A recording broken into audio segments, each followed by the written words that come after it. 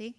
Ben, espero que se me escuite perfectamente. Antes de nada, darvos as grazas a todos e a todas por acompañarnos hoxe nesta mesa inaugural do Tempo da Psicoloxía que arranca hoxe en Compostela e onde imos intentar abordar o tema da violencia no deporte e para iso contamos hoxe no auditorio coa presenza de Francisco Javier González, que é o xefe do Servizo de Deportes en Idade Escolar da Xunta de Galicia, tamén de Verónica Boquete, futbolista, de Mado González, psicóloga deportiva, e de David González, que tamén é adestrador.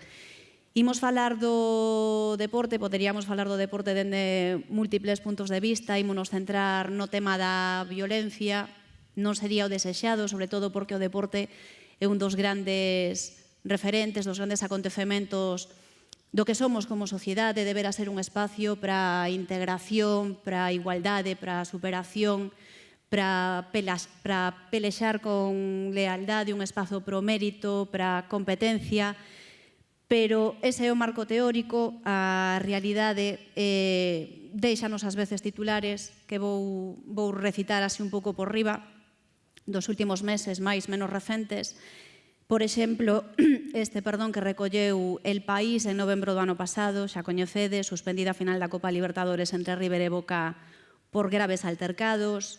Moi recente, de apenas un par de semanas, o Terrassa retira o seu equipo de veteranos polos seus insultos machistas ás xogadoras do equipo feminino. Unha árbitra rebélase despois de sufrir terribles insultos no partido de xuvenís. Isto é desta fin de semana, de onte concretamente. O Valencia sinala a Ángel Torres polos seus insultos a Marcelino e o seu trato racista de Acabi. Esta noticia do 6 de febreiro e publicouse un día antes de que Valencia e Xetafe disputasen ese partido da Copa do Rei con esas lamentables imaxes que todos recoñeceredes. Violencia en Prebenxamíns, un adestrador e un pai a golpes durante un partido en Tenerife, pais de futbolistas infantís que rematan pelexando en Murcia. A listaxe innumerable, recollín un par deles. Gustaríame que centrásemos esta conversación en algúns dos aspectos que se recollen nestes titulares. Para comezar, se vos parece, gustaríame que nos indicase dende o voso punto de vista por que se o deporte deberá ser un referente e un campo de integración dos valores que nos representan como sociedade, porque a realidade nos deixa titulares como este, non? Empezamos por David, se te parece? Non é unha pregunta fácil, non é unha pregunta doada xa por empezar. Bueno, é triste que vexamos o que vemos, porque aparte vémolo tanto no fútbol base, que ainda é peor que no fútbol de élite, pero é certo que, por lo menos desde a miña perspectiva de adestrador, nós sempre intentamos inculcar aos rapaces uns valores, aparte de que sexamos profesores de fútbol. Sempre tratamos de que se comporten da mellor maneira, que teñan unha actitude, que teñan unha forma de ser dentro do campo que despois poda ser extrapolable á vida, un compromiso, pero despois, quizás, os pais, ao mellor, creen que teñen que exixirlle algo máis aos rapaces. Creo que ao mellor, non é o mesmo estar nun clube no que é diversión e formación que estar nun de alto rendemento. E ao mellor non se acaba de diferenciar realmente que é o que se está buscando para ese rapaz. Entonces, eu creo que pode haber demasiada exixencia en canto ao deporte, en canto a enfocar o rendemento e non a diversión, formación, na miña opinión. Ese tema da exixencia do que fala David, Mado, dende a túa perspectiva como psicóloga deportiva, crees que pode estar tamén na base dese conflicto permanente que vemos no deporte? Bueno, eu creo que efectivamente non é a única causa que provoca esa violencia, pero sí é certo que o que estamos vendo todos os días non só no fútbol, pero primordialmente no fútbol, é unha excesiva presión por parte das familias e por parte tamén dos adestradores. Entonces, cando hai esa presión un pouco polos resultados, sin importar outros aspectos que son máis importantes no deporte base, eu creo que sí que é unha das posibles causas da violencia que estamos vendo no deporte. Verónica, dende o teu punto de vista, exixencia dentro do campo, como profesional, como deportista, e o que se recibe tamén dende fora, dende as bancadas. Sí, eu sigo un pouco por esa línea de exixencia, pero creo que en algún momento o deporte perdeuse, digamos, na búsqueda dun resultado, dunha competitividade que está mal entendida, que dende a base pois, se transmite dunha forma errónea, e iso leva a frustracións nos xogadores e nas xogadoras, leva tamén as frustracións que a xente ten nos seus traballos, na súa vida diaria, a ir a un campo de fútbol e pensar que ali é o lugar para realmente decir e facer o que eles pensan que é bo para desestresarse. A verdade é que estamos un pouco nun momento tamén social que fai que todo eso día a día continúe, e ás veces parece que vaya máis, algunhas veces queremos pensar que vaya menos, pero a verdade é que algo hai que facer para mudar eso e realmente cambialo, elevalo os valores que si transmite o deporte. E falábamos, Francisco, antes de sentarnos aquí, de que se están dando pasos para ir mudando esta realidade, que se está avanzando, pero que queda moito traballo aínda que facer, non? Sí, bueno, e aquí temos que diferenciar entre o que é o deporte espectáculo, o deporte profesional, do deporte amateur, non? Entón, bueno, sí que moitas veces transferimos o que pretendemos chegar con esa exigencia que decíamos a deporte profesional nunhas idades ou nunhas categorías que non ten moito sentido. A veces non somos conscientes da realidade na que nos atopamos, porque estamos xogando, pois, por exemplo, se falamos de fútbol, unha categoría como segunda ou terceira regional, e hai problemas, distí, pero vamos a ver, hai que ver no que nos movemos e o fin para o que estamos. Non vamos a chegar nin a cobrar uns grandes soldos ni nada. Entonces, sí que eso, que a veces vamos, ou os espectadores van a desestresarse ali e creen que por pagar unha entrada que teñen dereito a todo, e é o que temos que ir cambiando pouco a pouco para saber que che dá dereito a ver un espectáculo, pero non a pasar de aí, non? A insultar o árbitro, que é o típico, e a outras cousas aos xogadores contrarios para ganar cando estás nunha categoría que, tampouco vai a supoñer nada subir unha categoría ou baixar. E moitas veces isto pasa na base e en categorías inferiores. Pasa no fútbol máis, claro, porque hai moitísimas máis. Claro, falábamos antes precisamente do que custa atopar exemplos que todos lamentamos relacionados coa violencia noutras disciplinas deportivas, e sí é certo que o 96% dos incidentes que se rexistran a nivel deportivo teñen lugar en campos de fútbol, e teñen lugar sobre todo no fútbol base. Entón, eu quería saber se é esta violencia que está no fútbol base a que despois se traslada a outras instancias superiores e outros escenarios de competición máis elevados, ou se é o contrario, se son estes grandes espectáculos deportivos os que trasladan esas maneiras de facer o fútbol base, non? Empezamos por ti, Mado, se che parece. Bueno, é difícil tamén responder en ese sentido, porque eu creo que ao final é como un círculo, non? Pero non cabe dúbida que o deporte profesional, en este caso, por exemplo, o fútbol, por ser o deporte, que ten un maior número de licencias e que ten unha maior visibilidade, pois todos os xogadores de alguna forma sirven como modelos, non?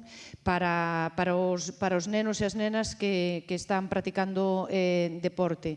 Entonces, se eles son un modelo de comportamento negativo, eso vais a trasladar tamén ao deporte base. Se eles son un modelo de deporte positivo, pois entonces eso tamén será un modelo copiado para no deporte base. Entón, eu creo que o deporte profesional ten aí un papel moi importante, non? Que ao final é un referente onde todos os nenos e as nenas están ollando para eles, e se nós non conseguimos erradicar a violencia no deporte profesional, pois dificilmente imos conseguir que non exista esa violencia no deporte base. E que traballo se pode facer, David, dende a base? O que ti fas a diario cos teus cativos ou coa xente coa que traballas, cos pais cos que lidias ou cos afeccionados cos que tes que tratar, non? A ver, principalmente, nós podemos traballar cos rapaces ou podemos traballar quizás cos pais falando con eles. A figura do árbitro, que para min é a máis sacrificada no fútbol, nós aí xa non podemos intervir. Ao mellor psicólogos sí, pero os adestradores non. Eu penso que hai que xogar a baza de que os rapaces teñen que saber cales son as condutas máis prosociales, as que son positivas para o deporte e as que non. E despois trasladalo á casa. Fai pouco saliu unha polémica de unha rapaza que mandou calar a seu pai en medio de un... Non me acordo que deporte xogaba, poñamos que era fútbol.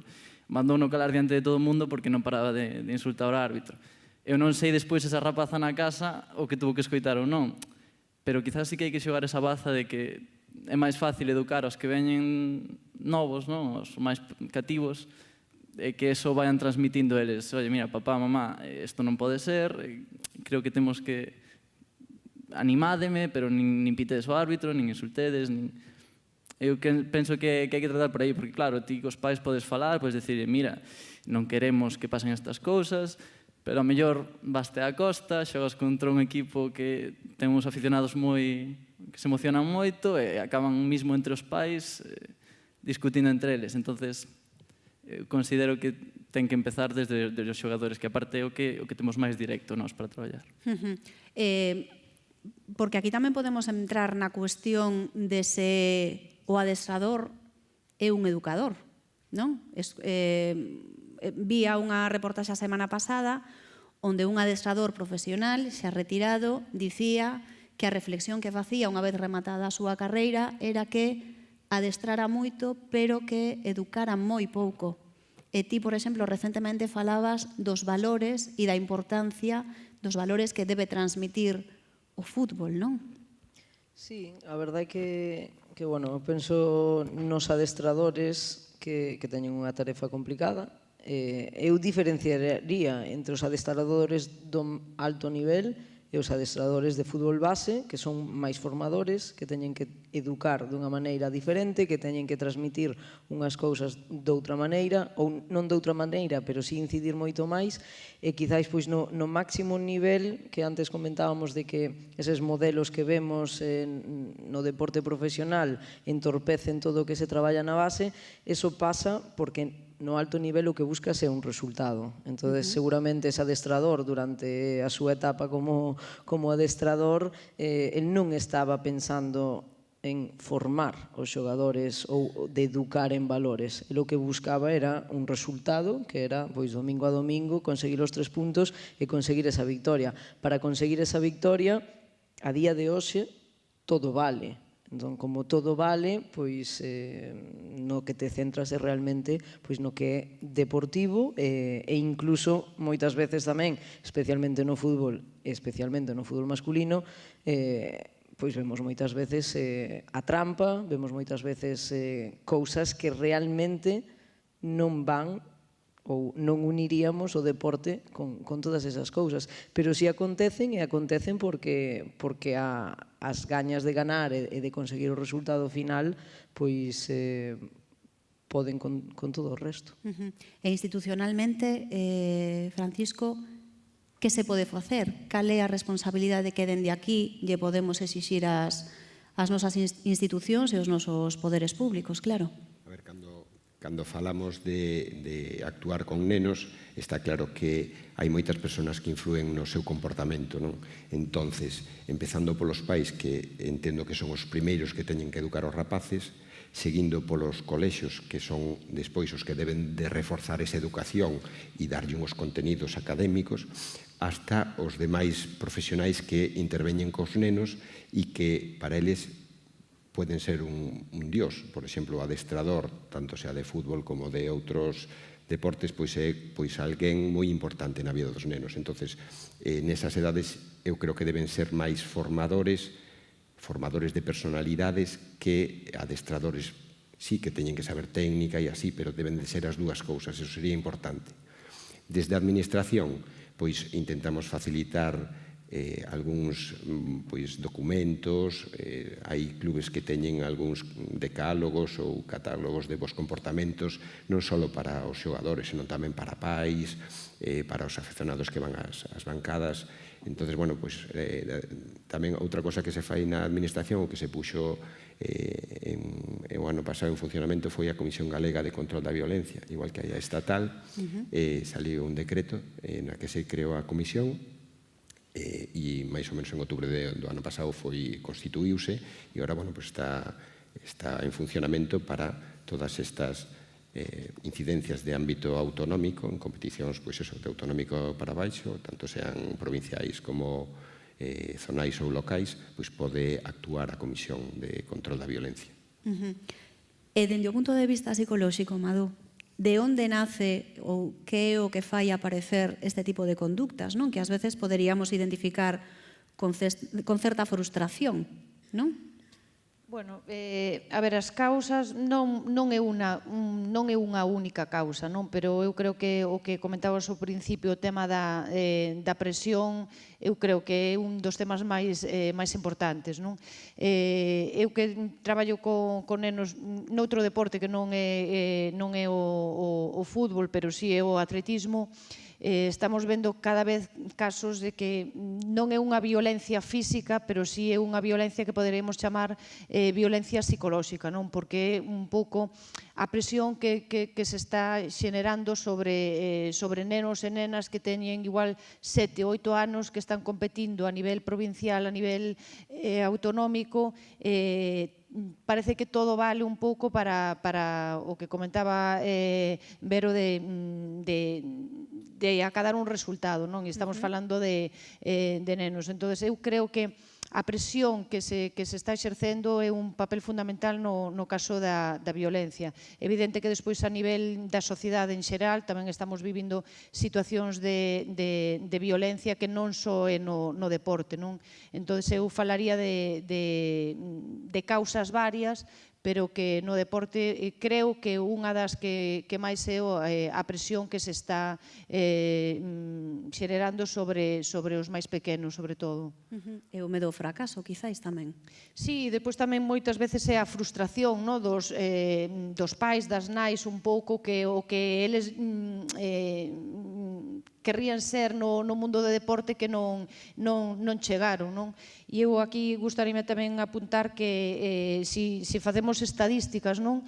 Por exemplo, no caso do fútbol, co número de licencias que hai e o número de xogadores profesionales xogadores e xogadoras profesionales que pode haber, estaríamos falando de menos de un 1% de xogadores e xogadoras que van a ser profesionais, non?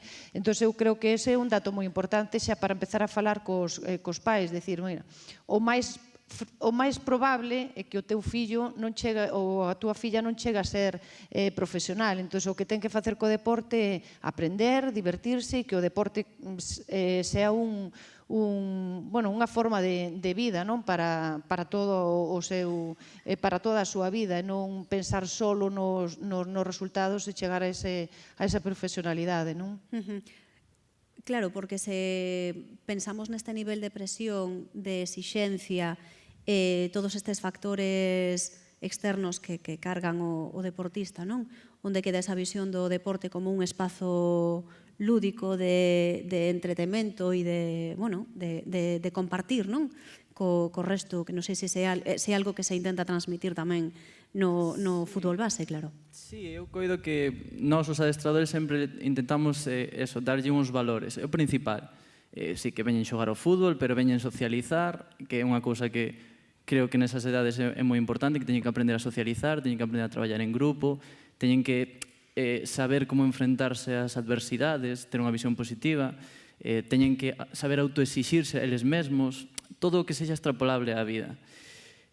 Coido que está mal entendida a competitividade, porque, claro, o pai di, non, é que o meu fillo non xoga no equipo A, nin no B, xoga no C, entonces non vai ser bo futbolista, non vai conseguir grandes cousas, non vai vivir desto.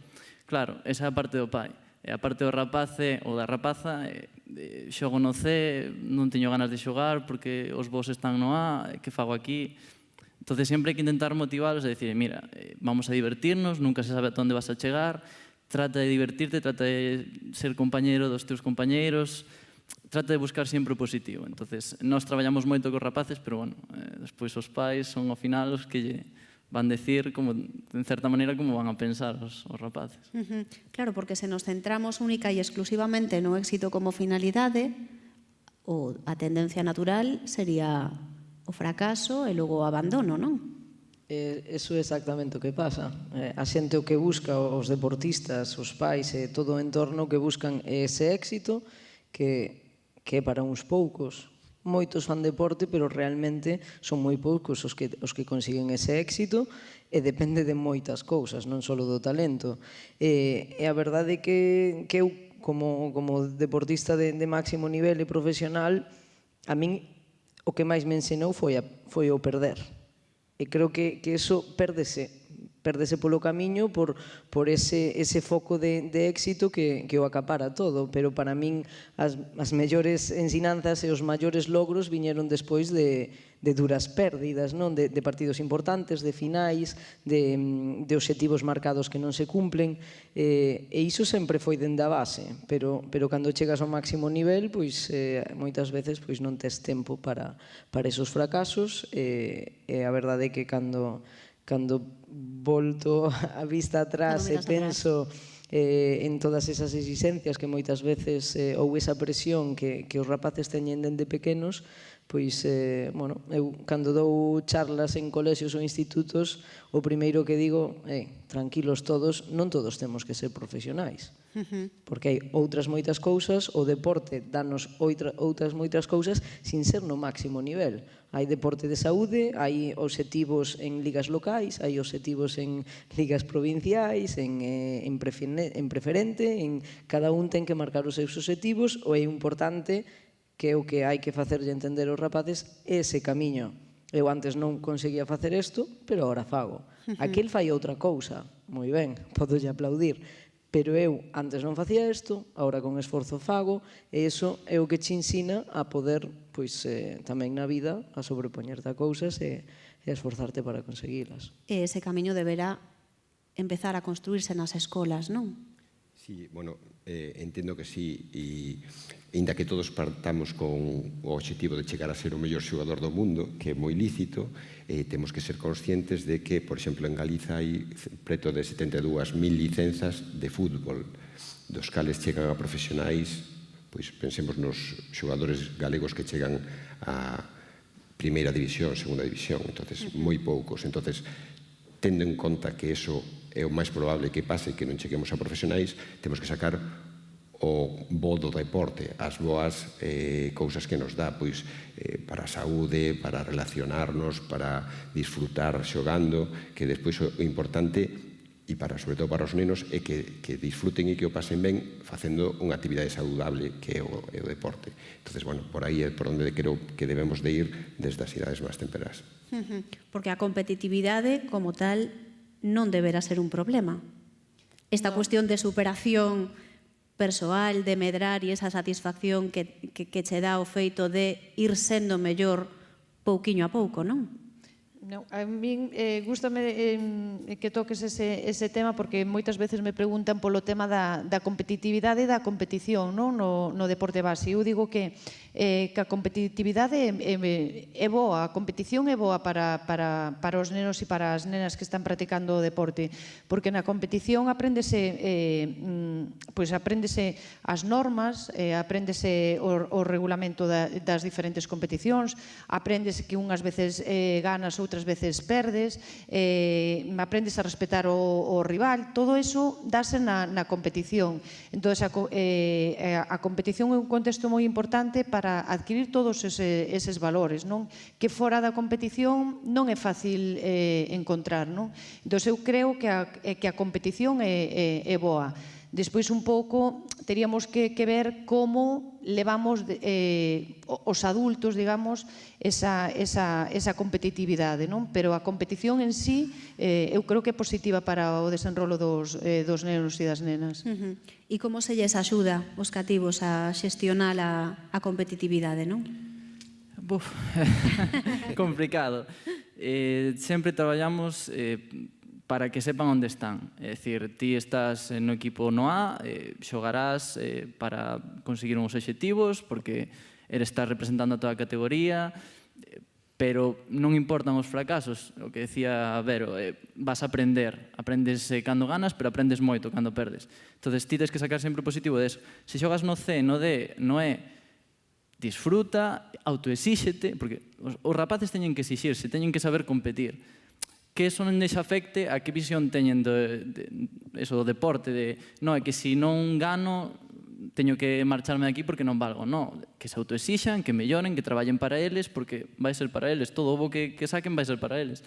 Entonces, que se olviden de teño que ser profesional, toda esa presión que pode vir de fora ou dos modelos de referencia que temos dos xogadores de primeira división, segunda, nada, que teñen que centrarse no que están, ahora mesmo están no fútbol base, están para formarse, e despois, a partir de aí, que leven todo o que poidan para saber adaptarse a outras categorías ou outras, e que non deixen o deporte, por suposto, porque ao final é unha actividade saudable e que teñen que seguir facendo.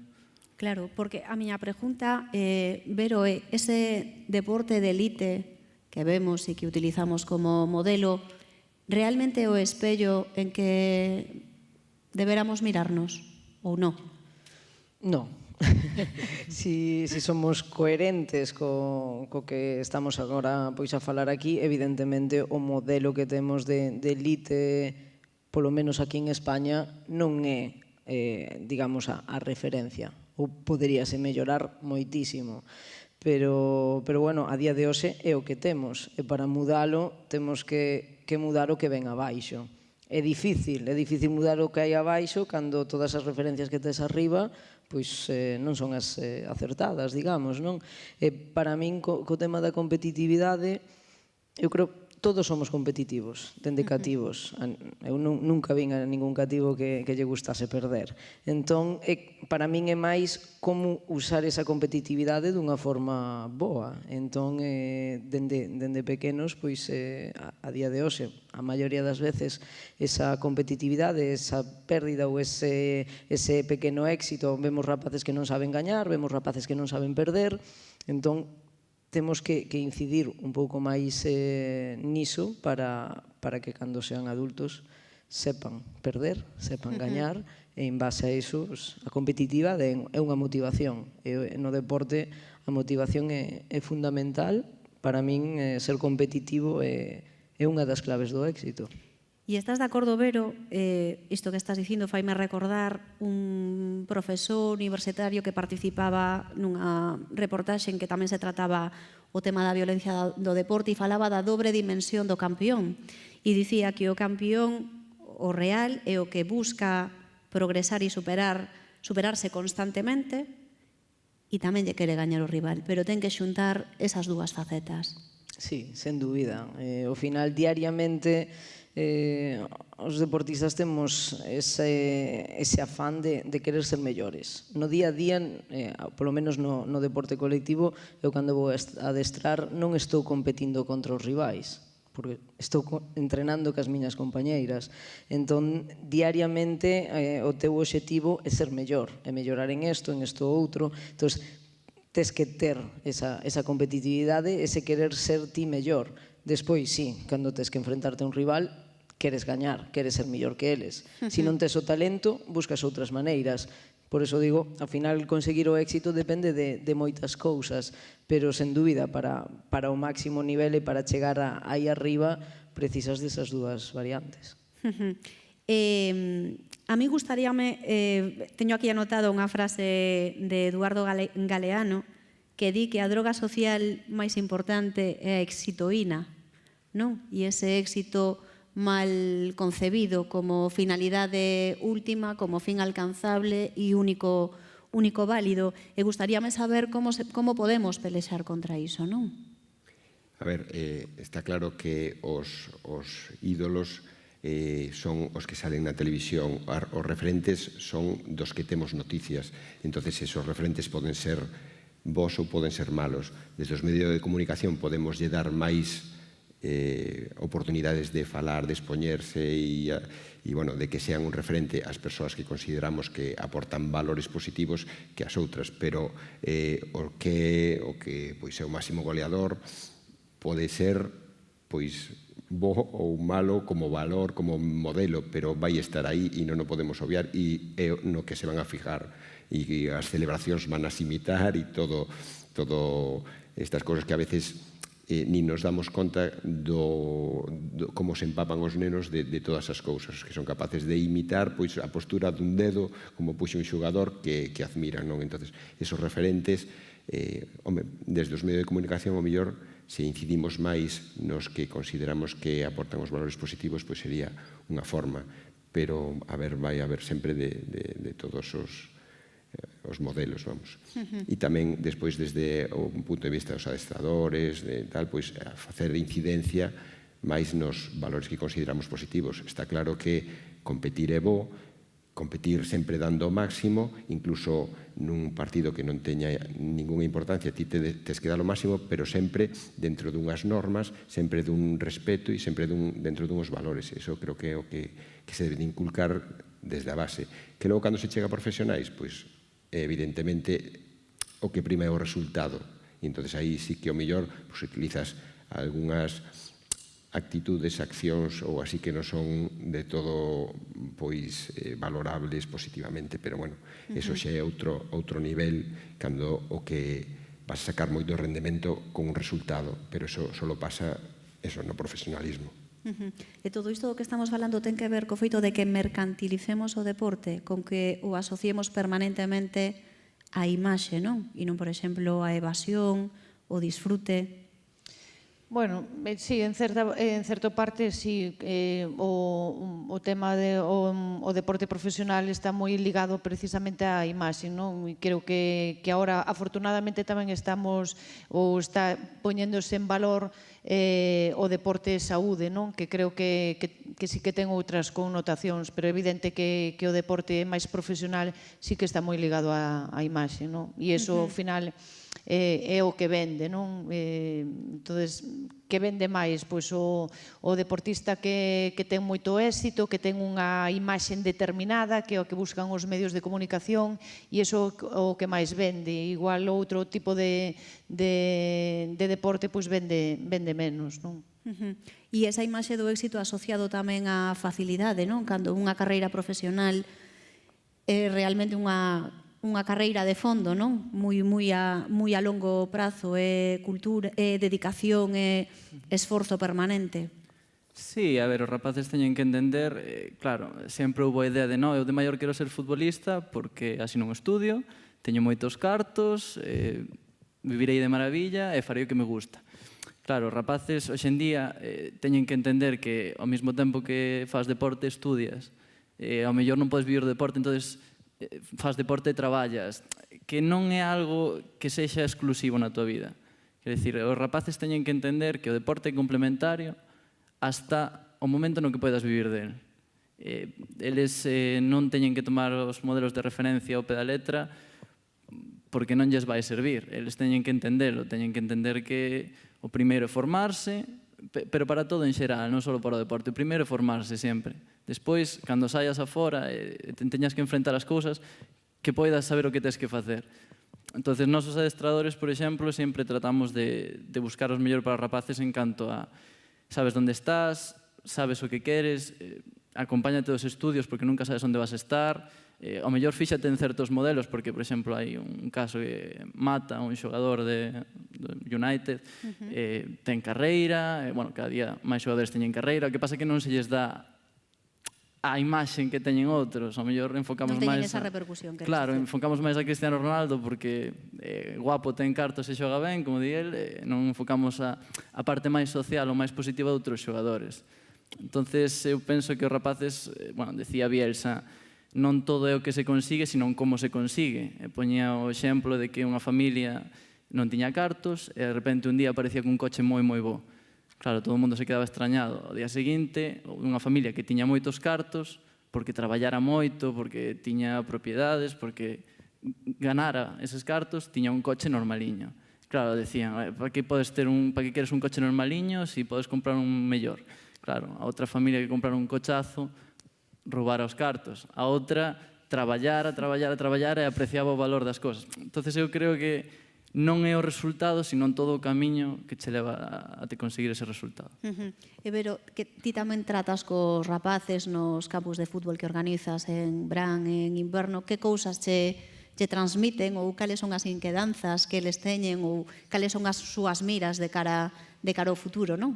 Bueno, as súas miras e as súas inquietudes son preguntas, son cuestións sobre o deporte de máximo nivel. Eles o que queren saber como é a vida dun futbolista. Porque eles queren ser futbolistas, non queren xogar ao fútbol, que é o que lles digo moitas veces. É que vos o único que queredes é ser futbolistas por todo o que acarrea o ser futbolista.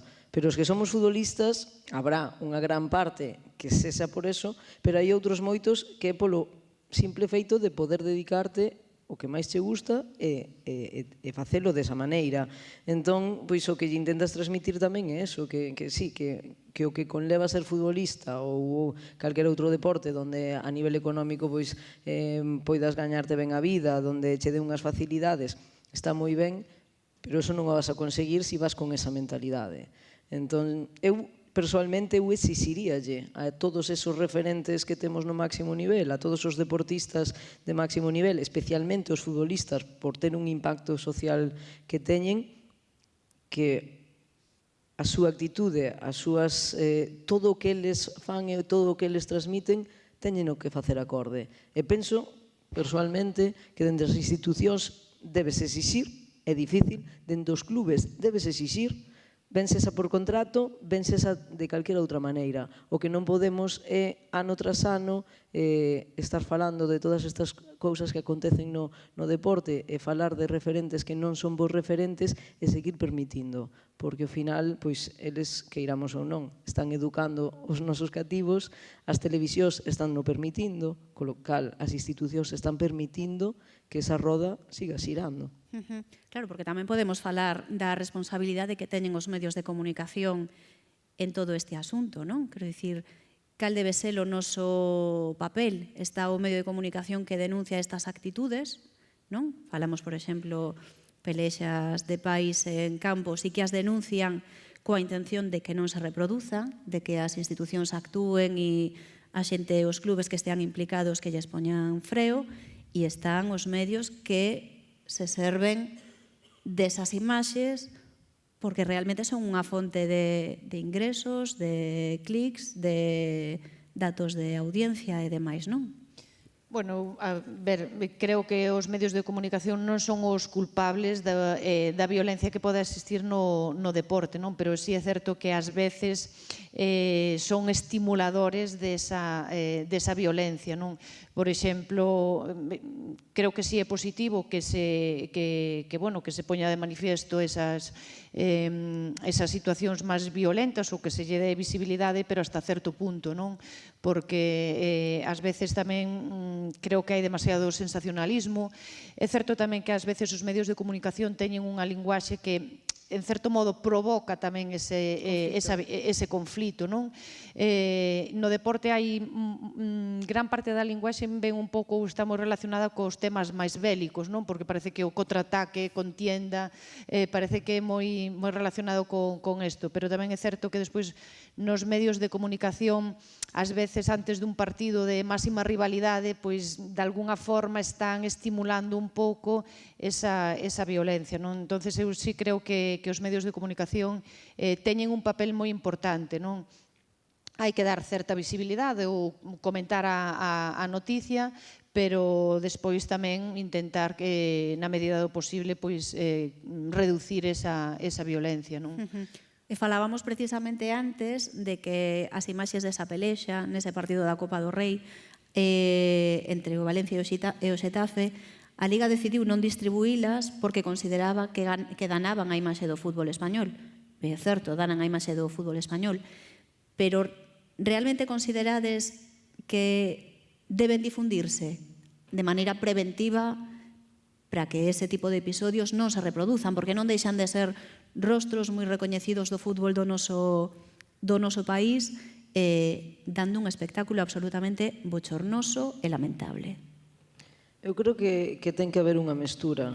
Moitas veces debemos usar esas imaxes e contar todo o que acontece porque é unha realidade e a xente ten que ver e ten que identificar eso como que non pode volver a suceder. E outras veces utilízanse moitas desas imágenes ou moitas desas noticias para desprestixiar pois o mellor o deporte ou para os clics que decías ti antes, para conseguir pois unha audiencia.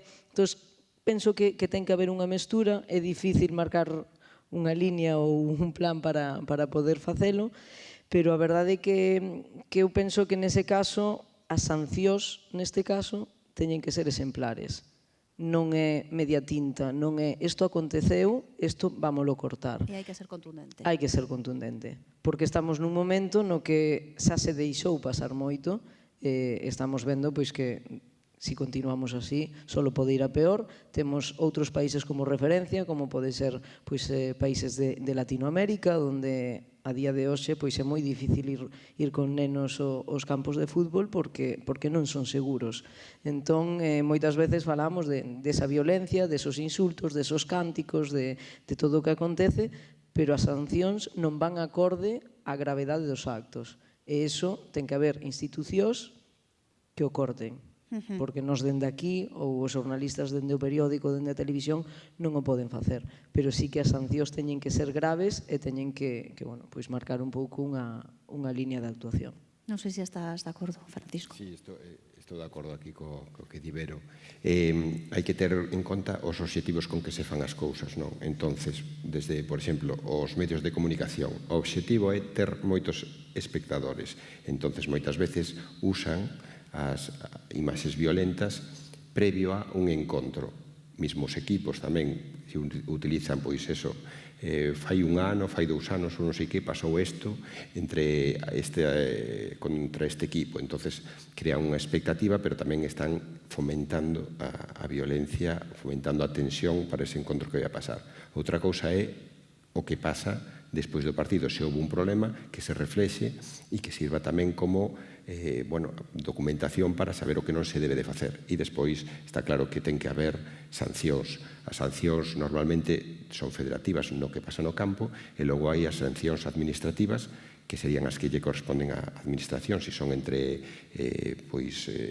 pais ou espectadores ou así, e logo serían sancións xa se pasan xudiciais, que se daría traslado desde, por exemplo, a Comisión aos tribunais xudiciais para que se teñan en conta outro tipo de sancións. Respecto ao que decíamos dos exemplos, dos personaxes como exemplos, nas comisións nas que estuve, nas que se propoñían premios a persoas ou a trayectorias, unha das cousas que se valoraba sempre era como era esa persoa. Era aparte de as medallas ou os postos que tiña, tamén como era como persoa era un punto a ter en conta para conceder o premio ao mellor deportista galego do ano ou que sea. Entonces, a veces pénsase, penso que sería millor, pero non sabemos todo o que se está valorando, e isto é unha das cousas nas que na comisión valoramos, por exemplo. Con David tamén falábamos deste tema das imaxes da Liga xusto antes de comezar, e non eras moi partidario de que se difundisen. A ver, eu que estou de acordo é, contra todo pronóstico, o que se está facendo desde a Liga de Fútbol Profesional, que é dicir, nos resumos, nos que aparecen as mellores xogadas, os goles, non meter imaxes de agresións, as típicas tanganas, porque non é parte do xogo. Para min, eso non fai máis que normalizar que sexa parte do xogo. Entón, eu considero que nos resumos, por exemplo, non está ben como se está facendo, hai que ver como algo estrano, e non se está metendo aí. Sí que, pola outra parte, se utilizan para facer unha crítica, ou cando se está retransmitindo o partido, están enfocando a pelea, porque, claro, poden estar os comentaristas dicindo mira que isto non se pode facer, que mal, en cambio están enfocando aí directamente aos dos que se están pegando.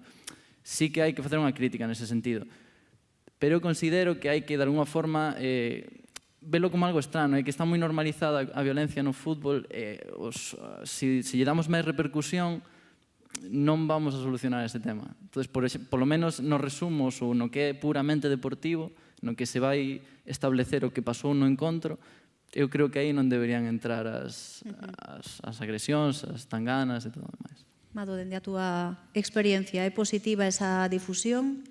Deberá ir acompañada de unha reflexión máis profunda? Bueno, eu estou bastante de acordo co que di David no sentido de que si estamos falando do que é deporte non deberíamos misturar os conceptos, non? Pero sí é certo que dar visibilidade porque é unha forma de mostrar a realidade o que está acontecendo, pois sí que creo que é importante para ser conscientes, non, do que está pasando, porque moitas veces ocurre que cando un se ve nas imaxes é cando realmente consciente do que está pasando, non? Ás veces cando poñen estas imaxes dos que hai violencia nas gradas entre pais, as familias, e un pensa e dice, bueno, pero será realmente conscientes do que están facendo? E eu creo que é unha forma de facer máis consciente esa violencia, non? Ahora, despois o abuso e a veces o estar recreándose continuamente nesas imaxes, eu creo que eso é o que non é positivo, non? Porque non deixa de ser un pouco o sensacionalismo de intentar buscar as audiencias, pero mostrar a realidade eu creo que sí que é positivo. Sobre todo porque ese abuso, pregunto eu, pode incidir na normalización e ao final o que é extraordinario xa non nos chama a atención, non? É unha maneira de blanquear tamén esa violencia. Sí, eu teño escoitado en a xente decir en algún partido, por exemplo, que dou 1-1, e que non pasou nada no partido. Claro, non houve polémica, non houve nada, non houve o morbo ese que moitas veces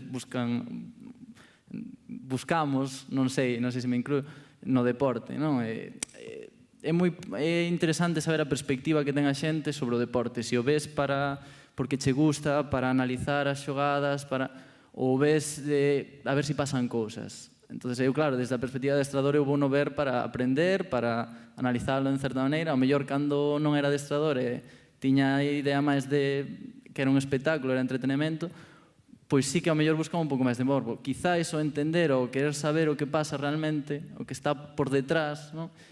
Empezas a ter outra idea de decir, isto non me interesa, isto sí. Quizás habería que saber a interpretación que fai da xente de que é un partido de fútbol. E dende o vosso punto de vista, isto que mencionaba Amado, de persoas anónimas que de repente se ven recollidas nos medios de comunicación protagonizando pois unha lea entre pais, unha reclamación de pai a adestrador, un árbitro que é increpado, esa exposición pública pode reconducir ese tipo de comportamentos? Públicamente non sei se as persoas en concreto, non sei, ou se me vexo facendo eso non fai falta que o vexa todo o mundo, simplemente con velo eu imagino que moitos deles se sorprenderán, pero moitos outros non, porque hai xente que non é para tanto. Bueno, pois tampouco dixen unha cousa que... Entón, por eso decía eu antes o tema das sancións, porque hai momentos en que, igual que un xogador, cando fai algo mal, pois se non lle sacas unha tarxeta rosa ou se non o expulsas do partido, non entende que eso non está permitido. Fora do campo, moitas veces, pois acontece o mesmo, non? Estamos falando de educar, e sí que se pode educar os rapaces, ou podemos axudar a que os rapaces vayan educados de outra maneira, pero ao final os que levan o mundo son os adultos. Cambiar a mentalidade ou educar os adultos é máis complicado. Por desgracia, moitas veces tens que acudir a ese tipo de sancións, ben seas, pois o mellor sí que se vexan públicamente retratados, pode axudar a que eles non o volvan a facer e a que outra moita xente vexa que eso non é o correcto. Francisco, a exposición reconduce ou non reconduce?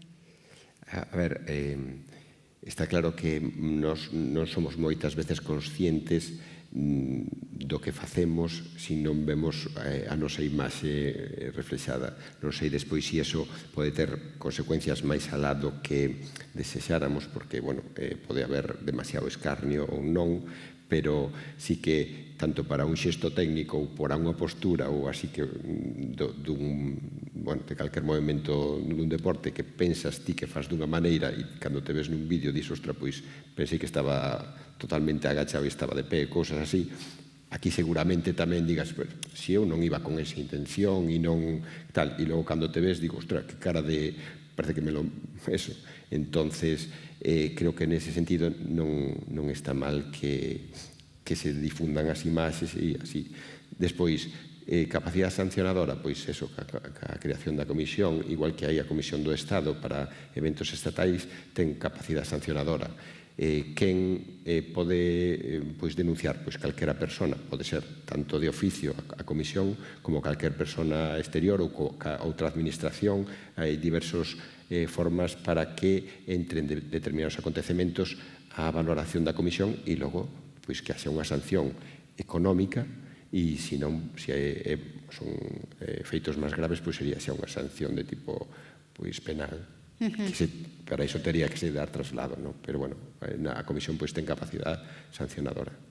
E isto lévame, porque me gustaría tamén que falásemos do machismo no deporte, que si antes dicía que me custaba atopar exemplos noutras disciplinas deportivas que non fosen futbolísticas, de leas e demais, o machismo se é algo que impregna todos os estamentos deportivos, independientemente da disciplina en que te movas, e se hai cousas que antes non chamaban a nosa atención, ou se a chamaban non eran suficientemente sancionados, e estou pensando, por exemplo, nos cánticos machistas que se escuitan en moitos campos de fútbol, e cando falamos de sancións exemplarizantes, a que nos referimos con exemplarizantes?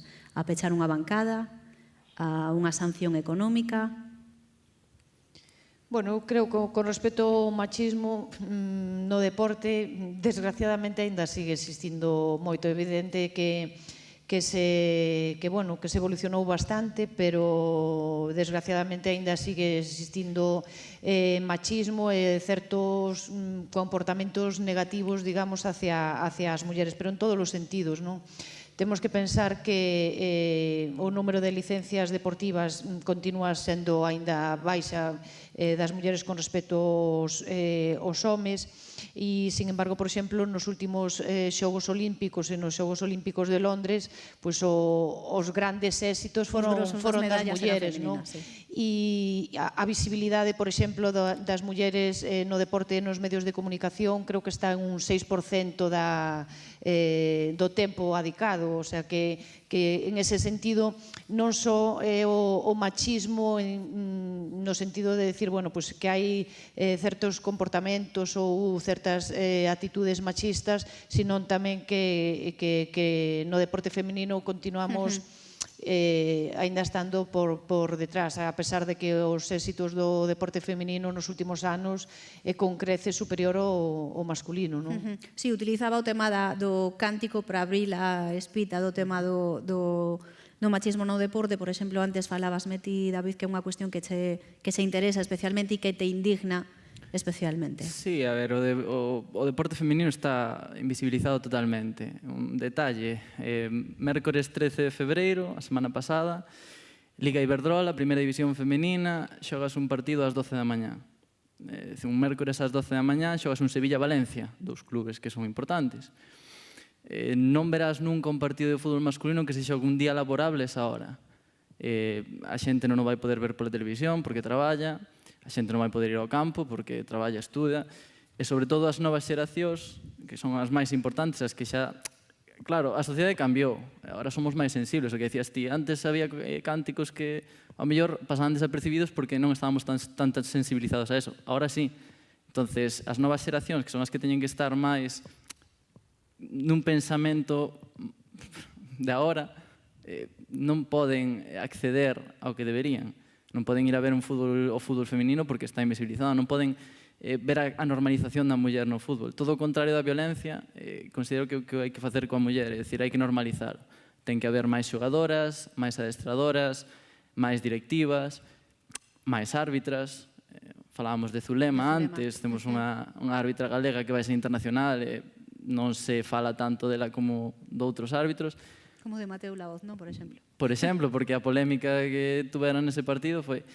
Entonces, eu creo que hai que dar moita máis visibilidade nese sentido. Entonces, que podemos facer? Temos aquí a Verónica que nos pode falar moitísimo desta cuestión, non? Sí, tuve que sufrir moitas veces, sobre todo nos meus comezos, pero a min gustaríame pensar que para entender a realidade de agora, para a situación da muller no deporte no presente, temos que pensar en como era hai uns anos. É dicir, nos anos 60 a muller estaba afastada do deporte. Non estaba ben visto que unha muller fixese deporte. Xa non falgo de fútbol, que fútbol xa é o deporte máis masculinizado ou masculino culturalmente, pero a muller non estaba ben visto que fixese deporte. Entón, tampouco hai tantos anos que esa era a realidade. Exacto. Entón, agora, dun día para outro, non podemos pretender cambiar todo eso. Hai un proceso, hai cambios de xeracións, hai cambios de mentalidade que precisa de un tempo. Eu creo que agora estamos empezando a estar no camiño correcto, porque se educa dunha maneira diferente, porque estamos tamén máis sensibilizados a iso, e a partir de agora é cando realmente todo ten que ir encamiñado a que a muller teña referentes femininos, crear referentes femininos en todos os deportes, en todos os estamentos, o que decía antes de máis adestradoras, máis directivas, pero iso é un proceso largo, como digo, dun día para outro non vas mudar todo eso, o que sí que agora temos que estar centrados en cal é o plan, cales son os obxectivos e que imos facer nestes vindeiros anos para conseguir que daqui a 10, 15, 20 anos a situación da muller no deporte sexa completamente diferente. Sí, eu penso como Vero que estáse producindo un cambio, temos que chegar á igualdade total, pero estáse producindo un cambio realmente rápido en poucos anos, que eso que se pensamos como eran as nosas nais ou as nosas avós, a actualidade hai un cambio moi grande. Que estamos facendo desde a administración? Por exemplo, estamos nas subvencións que se otorgan, por exemplo, a clubs, valórase a presencia femenina na xunta directiva, tamén en canto a subvencións a clubs non poden ser beneficiarios das subvencións clubs que teñan sancións por tanto conductas violentas como de tipo de violencia de xénero ou de tipo de calquer violencia ou xenofobia ou así, non poden ser beneficiarios. Nos convenios que as federacións deportivas tamén hai determinadas cláusulas que teñen que cumprir igualdade salarial nos mesmos postos, dáselle máis puntos se teñen muller na xunta directiva, os patrocinios, por exemplo, ou tanto para nos clubs como para patrocinios deportivos, se hai diferencias de premios entre homes e mulleres nunha mesma competición, non se patrocina eso desde a administración. Son pasos que se van dando para favorecer esa igualdade. Inda queda, pero sí que penso que se vai avanzando. Agora que o menciona Francisco, estaba pensando en carreiras populares onde a día de hoxe o premio económico para as mulleres é inferior en cuantía ao masculino, non? Hai pasos aínda que quedan por dar. Eu creo que cada vez as menos. De feito, onte foi a carreira de Coruña 21, por exemplo, na Coruña, e eu comentaba con un xornalista que, nese sentido avanzouse moito. Por exemplo, ahora nas carreiras máis importantes as cuantías, os premios económicos son os mesmos para os homes que para as mulleres. É evidente que sempre queda algunha en que eso non é así. Normalmente, si se denuncia, inténtase cambiar. Pero, por exemplo, a participación das mulleres onte en Coruña 21, estamos falando dun 12%, que hai anos ese era a porcentaxe máis ou menos en probas de 10 kilómetros. Ahora as mulleres cada vez se animan máis nese sentido, non? E eu creo que eso tamén é un paso moi importante na visibilización do deporte femenino, non só que teñan éxito, sino que a participación sexa maior, non? Non só tamén no deporte máis profesional, sino tamén no deporte un pouco de saúde. Sí, Perdona, si falamos de licencias, pois sí que licencias federadas, non, para todo tipo de modalidades deportivas, estamos nun máis ou menos 25-75, 75 de homes, 25 de mulleres. Sin embargo, si falamos de deporte escolar, os mutualizados, bueno, non sei se sabedes que a Xunta pois suscribe un seguro para todos os nenos de 6 a 16 anos, entonces o que é deporte escolar ten máis ou menos 50-50 de homes que de mulleres. Porque si é certo, escuitar futbolistas da túa idade, ver o mellor que si relatan que nos seus inicios era moi difícil que os clubes lles permitisen xogar con cativos, que se mesturasen as rapazas cos rapaces, agora xa non se ve iso, non? Eu, por exemplo, son partidario de que no fútbol base ou no deporte base ten que ser mixto. Porque a mí, bueno, eu estuve nun club de baloncesto observando os adestramentos, dous equipos, un masculino e un femenino da mesma idade. Fun os adestramentos do masculino, bueno, aquilo era un desastre, non facían as tareas, pasaban da adestradora, eran impulsivos, bueno, un desastre total. Fun o das rapazas, bueno, super dedicadas, facían as tareas e non as entendían, preguntaban, todo genial. E houve un día que xuntaron ambos equipos. Aquilo foi espléndido. Os rapaces comportáronse genial, as rapazas ainda mellor. É dicir, que pasou aquí? Quizáis que estén todos xuntos e que sexa algo normal fai que esa masculinidade negativa se aparte a un lado, quizáis se quede máis no positivo todo. Eu, personalmente, desde aquel momento, son partidario do deporte mixto. Se chega a un punto no que o nivel fai que haxa un equipo masculino e outro femenino, chegou o momento, xa está, pero eu penso que na base ten que normalizarse precisamente, que calquera pode xogar ao fútbol, se xa home e muller, e que se xunten. Mado, estás de acordo? Relativamente, a ver, por exemplo, no tema dos adestramentos e eso, eu creo que sí que é moi positivo. De feito, eu entreno a nenos e nenas en atletismo de 10, 11 anos e un pouco maiores e os adestramentos son conxuntos. Que pasa? Que na competición é evidente que hai diferencias. Entonces, por exemplo, hai anos no atletismo, por exemplo, no campo a través en algunhas probas, os máis pequenos de 7 e 8 anos competían xuntos os nenos e as nenas.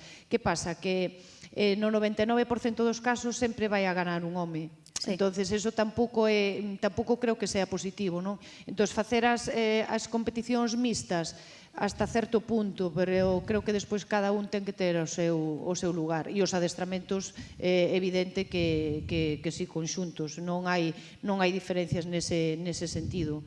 O único que bueno, que igual que para as diferentes edades hai que adaptar o material, digamos, pois no caso dos homes e das mulleres hai a veces que hai que adaptar un pouco algún material, pero polo demais creo que ten que ser conxunto. Vero? Bueno, eu creo que hai bastante diferencia entre os diferentes deportes, porque no caso do atletismo, ahora que te estaba escoitando, sí é certo que o mellor esas diferencias físicas comenzan antes, pero no caso do fútbol, por exemplo, eu xoguei cos rapaces hasta os 15 anos e hasta os 14-15 anos que sí que hai unhas diferencias físicas que son insalvables. O ideal para min é que o fútbol base neste caso pois sí que sexa totalmente mixto por todo o que aporta que a nivel deportivo, de conducta e demais, polo tema de educación, de que si dende pequenos se tratan e se ven como iguais, despois máis adiante vai ser exactamente o mismo, e que realmente con 12-14 anos as nenas están máis desarrolladas cos nenos, co cal esa diferencia física sería incluso maior e favorecería a rapaza, e despois sí que a partir dos 15 anos, por exemplo, 14-15 anos, onde o rapaz físicamente vai ser máis forte, máis rápido, son diferencias físicas que son insalvables, pero penso que vai un pouco en relación a cada deporte. E esta cuestión da que falaba eu inicialmente, este obstáculo que atopaban o mellor as rapazas que empezaban a xogar inicialmente, que non lles permitían xogar cos rapaces, non sei se ti viviches tamén esa mesma experiencia. Sí, eu entrei no meu primeiro equipo con 5 ou 6 anos, iba a adestrar, iba aos partidos, pero había unha norma federativa que prohibía as nenas xogar cos nenos. Entón eu en Santiago era a única rapaza que xogaba e o primeiro ano de cativa non podía xogar. Non é que non podía xogar porque non podía xogar cos nenos. Non había equipo de rapazas e bueno, pois a miña primeira temporada no fútbol foi así.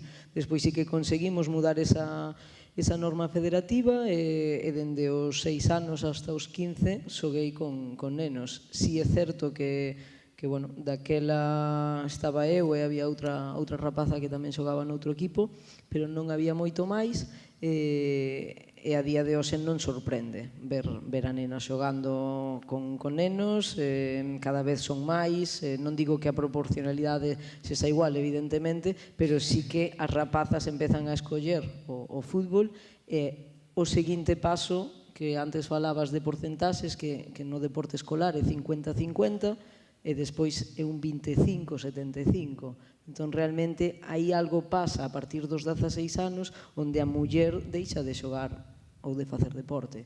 Entón, aí é onde realmente temos que incidir. Creo que co deporte mixto, venses en algúns deportes que non poida o mellor a competición, pero si os adestramentos noutros deportes nos que sí que podes adestrar e competir, e que eso se normalice, que as rapazas vexan o deporte igual que o ven os nenos, como algo de éxito e algo de valor físico, de valor mental e quizáis pois con 16, 17 anos, 18, que cando a rapaza deixa de practicar deporte poidamos cambiar esa tendencia. E como se pode cambiar esa tendencia desde as institucións, non? Porque aí entra o labor da institución. Sí, vamos a ver, hai que ter en conta o que decía Vero, que é moi distinto dunhas modalidades a outras. Iso é moi importante telo en conta. Sí que se evolucionou moito nestes últimos anos porque se cambiaron os regulamentos. As federacións son entidades privadas que poden facer os seus regulamentos, pero, bueno, desde tamén a administración se propón e uns dos cambios é para facilitar a máxima participación de todo o mundo, pois permitir que compitan nenas nos equipos masculinos hasta cadetes en xeral. Entón, tamén no cambio de normativas que vamos evolucionando, valoramos moitas cousas. Por exemplo, agora está Benxamín, son todos mixtos.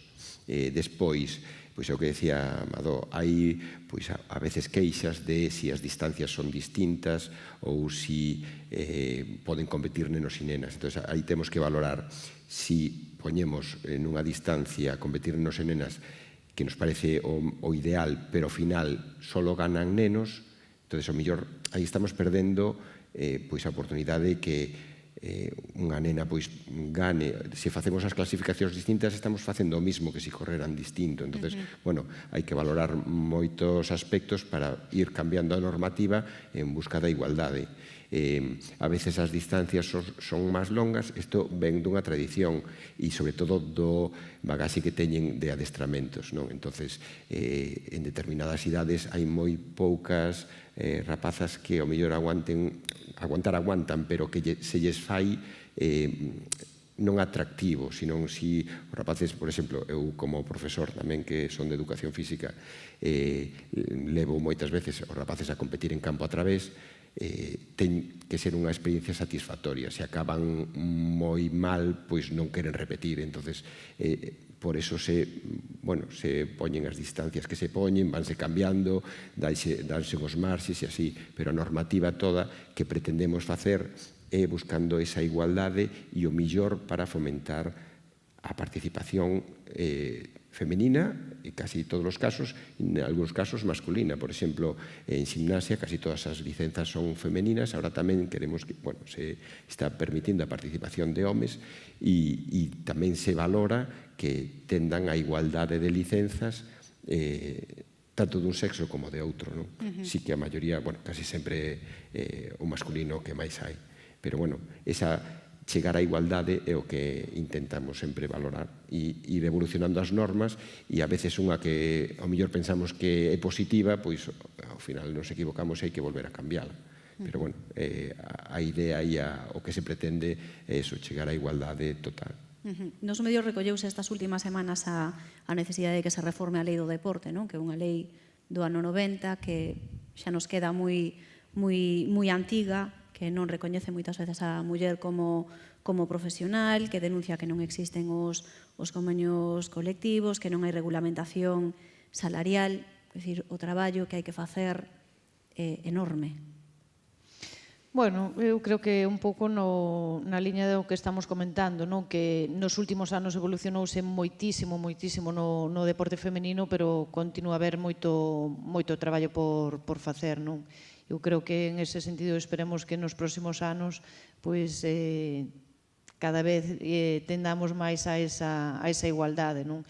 Eu creo que hai moito traballo que facer, sobre todo pois na visibilización do deporte femenino, que comentábamos, por exemplo, aquí os horarios de adestramento non son os mismos para os homens que para as mulleres, temos máis dificultades.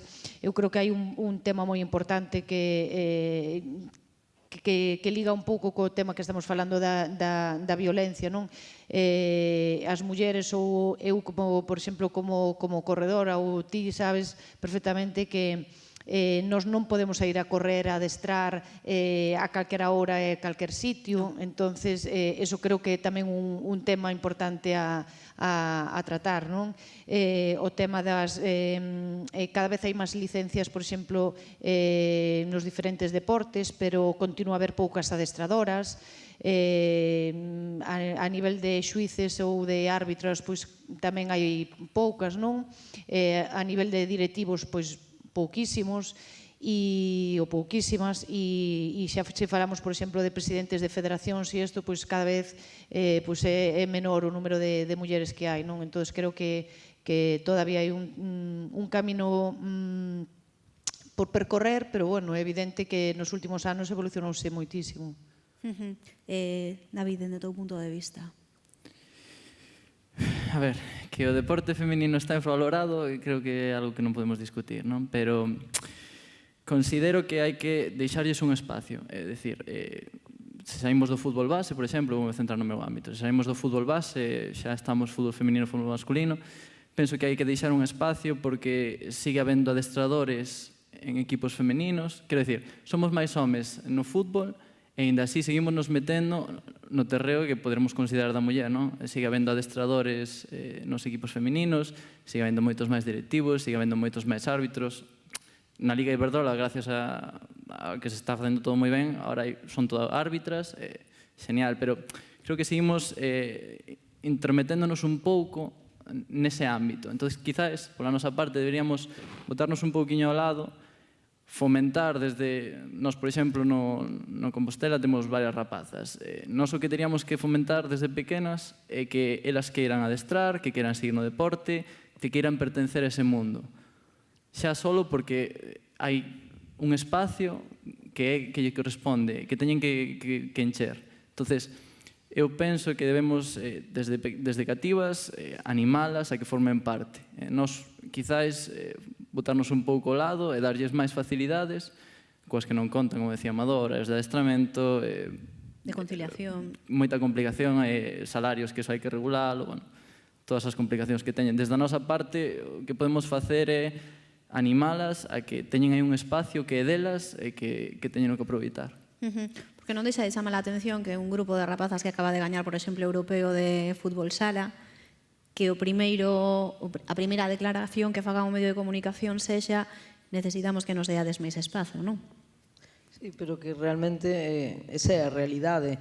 O problema é que para min que a maior parte da miña carreira a desenvolvín, estou fora de España, xa non é a cuestión do deporte femenino, sino é a cultura do deporte, que realmente ti cando colles un medio de comunicación, cando colles un periódico, o 90 ou 95% non é que sea deporte masculino e o 5% restante ou o 10% deporte femenino, sino que o 90% é fútbol, fútbol masculino. O 10 ou 5% restante é para todo o resto de deportes. Entón, sí que despois, dentro do resto de deportes, sí que, pois, bueno, o deporte feminino aínda ten unha menor visibilidade, non? Pero bueno, creo que o problema hai un problema máis de fondo que é realmente pois, o da cultura deportiva e creo que poder mudar eso e ter unha cultura deportiva máis amplia, directa ou indirectamente, axudaría o deporte femenino. Ao final, falamos de educación, non? A base é educativa. Entón, onde comeza esa educación? Nas casas, nos colexios, que estruturas temos que cambiar para que nos faciliten ese camiño onde xa unha muller non teña que pedir que se lle preste atención cando acaba de gañar un campeonato europeo, penso en fútbol sala, pero acaba de haber campeonas do mundo de sub-17, por exemplo, que facían o mesmo tipo de reclamación, non? Entón, onde ten que empezar ese cambio? Pregunto. Bueno, creo que en todos os ámbitos, non? Nas familias, nas administracións, nos propios clubes deportivos, nos medios de comunicación, a educación ten que estar presente en toda a sociedade. Non ten sentido cambiar nun ámbito e non cambiar noutro, non? Eu creo que ten que estar presente en todo. Con todos os actores implicados. Sí, por suposto. David. Sí, eu penso igual que Amador. Cando fixen a carreira, fixen o traballo final, collín algúns estudos, había un que decía os homes fan máis deporte que as mulleres, porque as mulleres non lle interesa. Eu quedeime un pouco baleiro, porque dicen, porque non lles interesa? Quero dicir, simplemente non lles interesa. Non, é que lle interesan as artes, a pintura e a música. Coido que non. Coido que hai que facer unha reflexión de por que non hai mulleres no deporte, non só polas dificultades, sino por que non mostran un interés, porque a sociedade non lles inculca o mesmo interés que aos homes. Entonces, coido que ten que ser desde todos os ámbitos, desde a casa, animalas, desde os clubes, animalas, poñerlles facilidades desde as administracións. Eu creo que tamén unha aproximación multidisciplinar de todos os ámbitos. Pero, Francisco. Sí, eu diría, antes falábamos de que non hai adestradoras, de que non hai directivas, de que é moito máis difícil para a muller. Eu volvo de antes. Hai uns anos a muller non estaba presente no deporte, en ningún estamento, en ningún momento, porque intentábase apartar a muller de aí porque non era bo para a muller facer deporte, e creo que o resto, as seguintes xeracións creceron desa maneira. Por que non hai adestradoras? Porque moitas mulleres non se formaron para ser adestradoras. Por que non se formaban? Porque sabían que non iban a ter a oportunidade de poder exercer. Entón, creo que eso sí que está mudando a día de hoxe. Cada vez hai máis mulleres preparadas para dirección, para adestradora, para técnicos, para psicología, para calquer faceta dentro do deporte que antes, xa sabías que era prácticamente imposible que tiveras a oportunidade. A día de hoxe eso está mudando. Sí que é certo que sobre todo os que siguen dirixindo son homes. Quen ten que poñer a unha muller de directiva ou quen ten que escoller a unha adestradora, a maioría das veces esa toma de decisión sigue sendo de homes e sigue costando, ben por mentalidade ou ben por todo o que acarrexa ter a unha muller nese posto. A día de hoxe, se pensamos nun clube masculino, ter unha adestradora, o que suporía a nivel social, a presión que ela tería, sería, a día de hoxe sería realmente complicado. E para o directivo, home, na maioría dos casos, ter que tomar esa decisión tampouco é unha decisión doada. Entón, creo que nos próximos anos, tendo máis muller preparadas e tendo máis homes directivos valientes e quizáis tamén máis directivas, ese cambio sexa máis fácil. Quizáis a día de hoxe das institucións é un pouco o tema que se está a facer o mellor de cupos, de si obligar moitas veces non de ter directivas, un porcentaxe de directivas.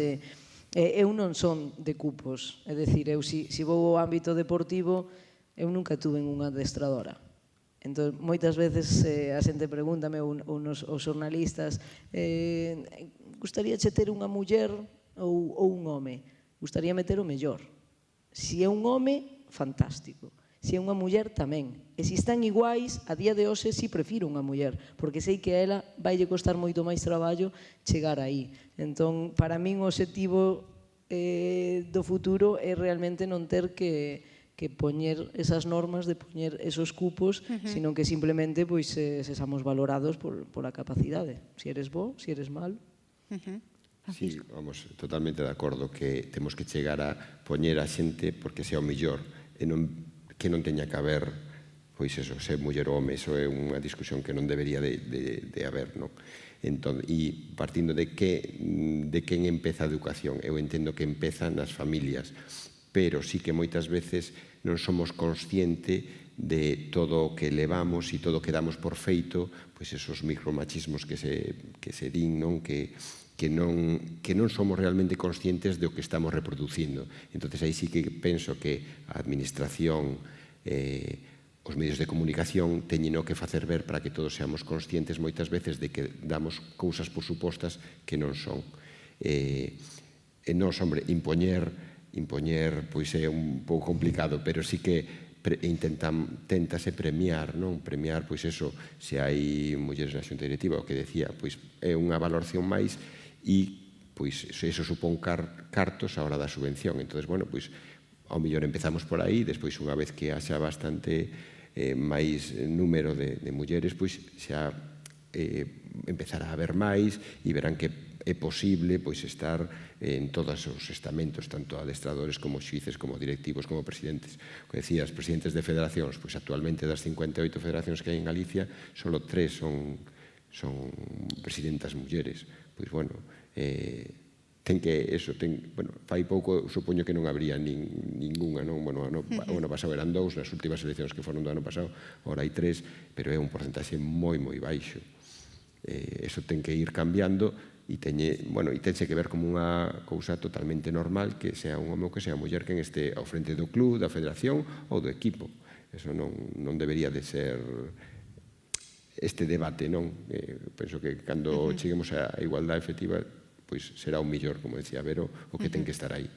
Claro, pero tendo en conta que a muller compite en desigualdade de condicións, algún pulo haberá que darlle para que teña realmente acceso a esas plataformas, non? Bueno, en este momento creo que sí, precisamente o que comenta Fran, non? O día que non teñamos que facer ese tipo de cupos será o día que realmente estemos en igualdade de condicións. Hoxe en día, pois, fai falta un pouco de axuda nese sentido, non? Sí, perdón, o que decías antes das competicións, non? Que agora estáse premiando, o sea, estáse solo subvencionando aquelas probas ou patrocinando probas nas que teñen o mismo premio para masculino que para femenino. Claro, que hai probas nas que o mellor o porcentaxe de mulleres que participan na proba é moito menor, pero bueno, é como unha discriminación positiva ese premio para incentivar a que haxa máis participación. Cando se chegue a unha participación máis ou menos igual, xa é o lóxico que sea o mismo premio. Pero, bueno, ahora sí que é como, bueno, pues intentar conseguir que haxa máis participación. Eu agora estaba pensando, eu entreno cunha muller, Esther Pedrosa é a miña entrenadora. Estou pensando nunha entrenadora de baloncesto e ocurreseme a do Baxi Ferrol. Non podo nomear outros referentes, pero sí me ven á cabeza aquela vez en que se intentou que unha muller dirixise a selección española para a Copa Davis.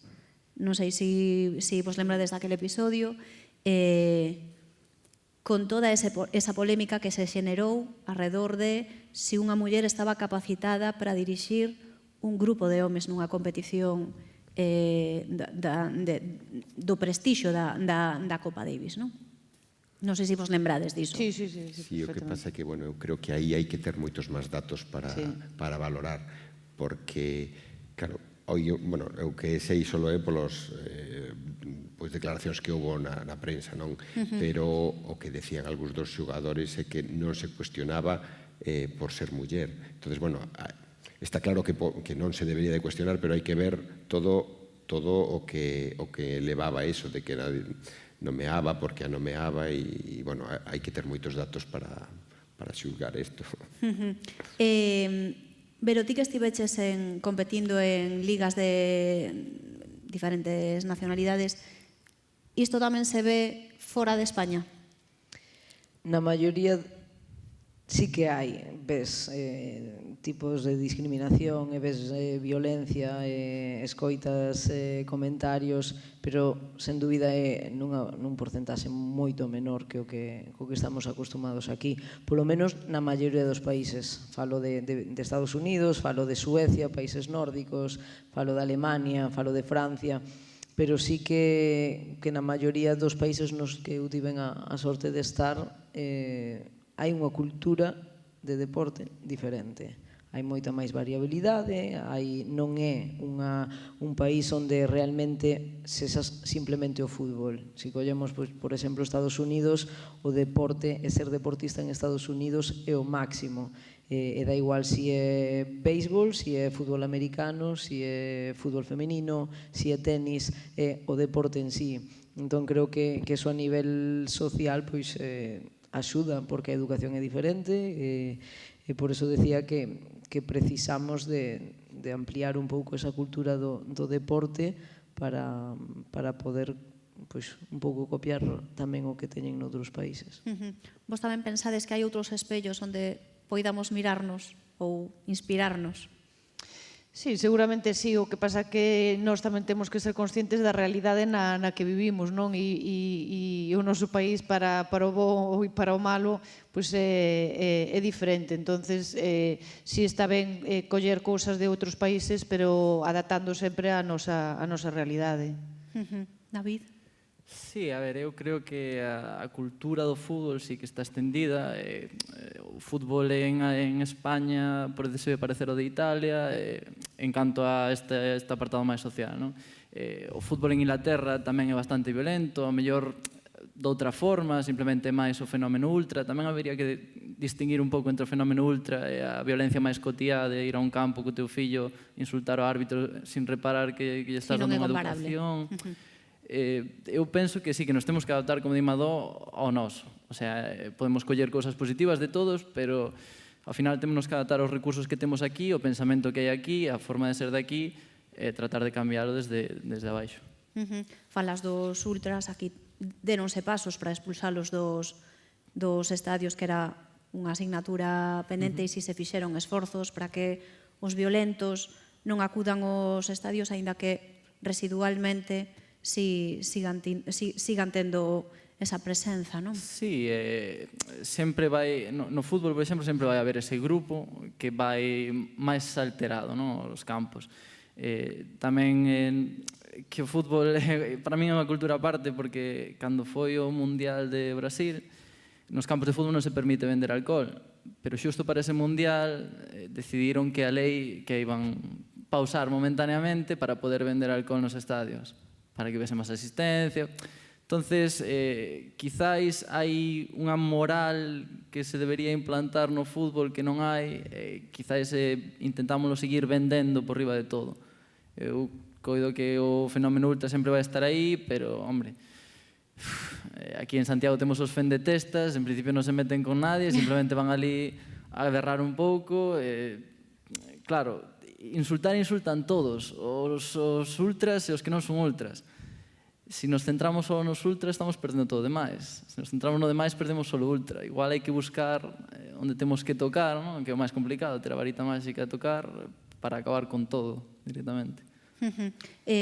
Volvendo a esta cuestión que tratábamos antes do tema da educación vinculado ao machismo, falamos de educar as novas xeracións, porque ás veces parece que non hai un problema coas novas xeracións cando realmente sí que o hai, non? Porque esas estruturas de pensamento siguen estando presentes, lamentablemente. Non sei se ti desde a túa experiencia, Madó, se o detectas así. Bueno, creo que a educación ten que ser en todas as fases etarias, non? Non ten moito sentido empezar por arriba se a educación non é por abaixo. E os casos de violencia que se están vendo non é só en persoas adultas, tamén son en rapaces e rapazas máis xóvenes. Entonces eu creo que a educación ten que ser en todas as edades. Dende a túa experiencia, velo máis agravado nas xeracións precedentes? Crees que hai estruturas que hai que cambiar na nosa xeración? Bueno, eu creo que se falamos do tema de machismos, como se educaban antes, como iban educados os meus avós, non ten nada que ver a como fun educada eu e como son educados os cativos de agora. Pero sí que bueno, polo momento social tamén no que vivimos, temos outros problemas tamén que en moitos casos, en este caso en xente moi xoven, agravan todos esas digamos, violencias, ou violencia de xénero, machismos. Entón, realmente, eu moitas veces pregúntome que é o que se está a facer mal cando, si realmente levamos anos cambiando esa educación e a día de hoxe vemos moitos problemas de machismo en xente moi nova. Algo nos estamos perdendo e algo se está facendo mal en algún momento para que repetir ou incluso empeorar cousas que pasaban hai moitos anos. Francisco. Sí, é certo isto. Estamos nunha sociedade, bueno, somos unha sociedade latina con as nosas cosas boas e as nosas cosas malas, pero agora téndese a buscar o fácil, non o éxito en xeral é ter cartos nada máis, non se valora o que decías ti. Eu sería moi feliz se fora profesional do fútbol, pero por qué? Porque estaría traballando no que me gusta. A min o que máis me gustaba era xogar ao fútbol, entón se conseguira gañar cartos xogando ao fútbol, pois sería completamente feliz, non? Pero ahora parece que queremos solo gañar os cartos, o demais todo nos dá igual. Queremos o éxito e o demais todo, o sea, non buscamos ese proceso para chegar, senón inmediatez, vese nos nenos pequenos e moitas veces culpa de nós os pais, de concederlles todo e non inculcarlles o esforzo para conseguir algo. Entonces, creo que isto que o aporta o deporte, que podes decir, mira, para conseguir algo teste que esforzar, e se resistes máis é porque adestraches moito, porque corriches moito tempo e logo podes correr esta mesma distancia en moito menos tempo. Entonces, eso é o que temos que intentar, pero claro, é complicado porque logo ves que moitos rapaces agora queren ser influencers, youtubers. Por qué? Porque teñen un montón de éxito prácticamente sin facer nada. Pois temos que competir con toda esa información que lles chega para conseguir que os valores deles sean os que consideramos correctos. Iso lévanos algo que trataches ti antes, non? Cando falábamos do saudable que competir en boas condicións e conectando con isto que fala Francisco de a inmediatez. Temos un problema coa inmediatez. Estamos perdendo a cultura do esforzo. Mado. Pois desgraciadamente sí, porque agora o que queremos é conseguir ese éxito que, bueno, xa teríamos que definir o que é o éxito, non? Pero ese resultado queremos conseguir xa, ten que ser todo xa, e o único que estamos facendo así é facer nenos e nenas que teñan pouca capacidade de frustración, non? Eu vexo con bastante frecuencia eso de queren chegar a conseguir facer esa marca ou conseguir ese tempo no menor tempo posible, non? Entonces, cando eso en realidade hai todo un proceso de aprendizaxe. Si ti non vas pasando todas esas fases, si podes chegar a conseguir ese resultado, sí, pero a que precio? Probablemente despois vas a quedar aí, non? E ese eu creo que é un dos grandes problemas da sociedade actual, de querer todo xa. E o único que estamos aí facendo nenos e nenas que non teñan esa capacidade de frustración, de saber esperar e dese control emocional tamén que é tan importante. Ti tamén detectas iso, David, esa falta de tolerancia? Eu coido que, como decía Fran, internet é un arma de doble filo, porque podes atopar xente de moito éxito, uns modelos de referencia que ninguén che vai decir se son bons ou malos, porque a mí meus pais non me vai decir non mires ese youtuber, porque non teñen nin idea de quen é ese youtuber, non me vai decir se é bo ou malo. Pero ao mellor vemos, ten moito éxito, vale, eu quero ser como ele, pero non nos plantexamos que hai que facer.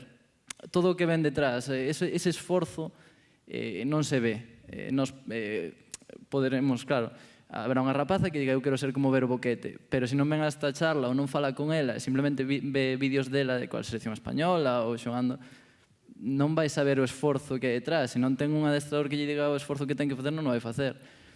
Eu creo que non é que estemos perdendo a capacidade de esforzarnos, senón que realmente non vemos, ou as novas xeracións non ven que realmente hai que esforzarse para conseguir as cousas. Veno como que todo é moi bonito, todo é accesible, simplemente ou consíguelo ou non, pero non ven que hai que traballar para eso, na miña opinión. Ti tiñas esa sensación de que ia ser tan doado, Vero? Ou non? No, a verdade é que a min todo o que conseguín ou estou conseguindo valoro porque sei o esforzo que me leva, non? Entón estábamos falando de esforzo, de que sí que a día de hoxe pois hai ese afán de conseguir todo rápido, é cuestión de tempo, pero que creo que realmente a nivel social temos un problema de tempo. É dicir, os pais non teñen tempo para estar cos rapaces. Os rapaces non teñen tempo para estar no parque xogando porque teñen que facer outras cousas que lles levan tempo.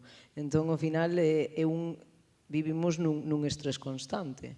E ao final, o que transmitimos nós como adultos é que estamos nun estrés constante, os nenos que están con nós van a estar nun estrés constante. Entón, eso, pois, levado ao deporte, exactamente o mismo. Como adestradores, estamos nun estrés constante porque precisamos de conseguir os resultados e eso transmíteslo tamén aos rapaces. E ao final, pois, o que xeneras é eso, querer todo xa. Estou na casa e quero xogar a tablet xa, non é despois, é xa. E quero ir, que marchemos a comprar, é xa, e quero gañar, é xa. Ao final, pois, bueno, creo que hai que facer unha reflexión moito máis profunda de ver como realmente podemos mudar todo eso, porque non é só deporte, non é só educación ou na base, sino que é un problema moito máis generalizado. Eu estou agora mesmo un pouco perdida de horario, non sei se é momento de que interveña o público. Sí, estou vendo que me dis que sí, non? Vale. Entón, non sei se algún de vos ten algunha pregunta que nos queira trasladar ou que lle queira trasladar aquí a xente que nos acompaña. Estou un pouco desorientada co horario, non sei en que momento vivimos exactamente. As? 9:20. Estaba moi desorientada co tempo. Entón, se tedes algún tipo de cuestión que queirades trasladarnos, aquí se responderá con todo gusto.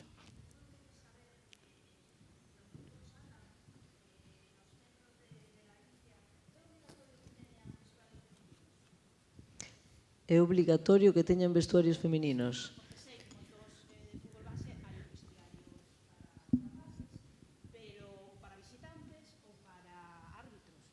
Pero se unha nena quere xogar o fútbol non ten un vestiario para cambiarse, ten que esperar. Entón, a mí pareceme básico que se eu sou unha nena e quero xogar o fútbol, por menos ter un espacio físico onde poder facelo. Sí, entón, non sei se hai... eu deso podo che falar bastante porque eu iba aos partidos e aos adestramentos eu me cambiaba no coche, tiña que marchar para casa e ducharme alá. Hai un problema de logística, é dicir, pois construir vestiarios novos ou facer as instalacións máis grandes, entendo que é un gasto de cartos que, bueno, que nas obras novas o millor sí que se pode ter en conta, pero no que xa está feito é máis complicado. O que sí que creo que a día de hoxe é moito máis doado para unha nena ter ou un vestuario de árbitros para elas, si é máis de unha poder ter outro espacio, pode ser que antes de que o partido anterior remate poder cambiarse en algún desos vestiarios. Sí que en tema, bueno, penso que é un problema de logística. Sí, normalmente ahora os pabillóns todos teñen 4 vestuarios. Entonces, bueno, aí habría que compatibilizar, claro, non están pensados sempre para 2 equipos e 2 que entran despois, pero normalmente hai 4 vestuarios e logo 2 de árbitros. Entonces, habría que, con esos vestuarios todos, facer posible que se cambien todos a vez. É que se falamos de normalizar, precisamente hai que normalizar. Nos de atletismo, supoño que haberá para homes e para mulleres. É o máis normal, non? Sí, normalmente sí. Claro, e se no fútbol queremos normalizar, eso é xa básico. Sí, o sea, hai 4 vestuarios porque normalmente xogan 2 equipos falamos dos pabillóns. Entonces, por eso xa hai 4 vestuarios. O sea, en atletismo, nos estadios de atletismo normalmente só hai 2, masculino e femenino. E aquí póñense máis, o que pase que logo hai que xestionar como, porque que outra posibilidad poderíamos facer?